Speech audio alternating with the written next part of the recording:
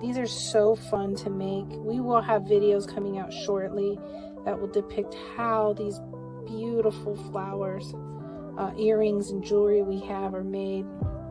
And now the great thing about these is that no two are alike. It is impossible to make two exactly the same because each one of these are made by hand. And so in order to assemble our earrings, we need 2 sterling silver ear hooks and then 2 sterling silver jump rings.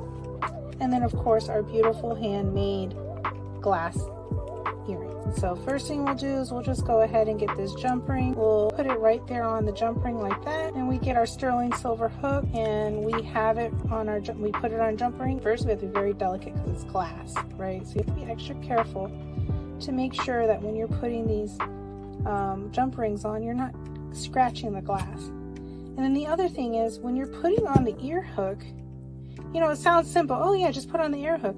But you have to make sure you put the ear hook on the right way, right? Marina, I really hope you enjoy these earrings.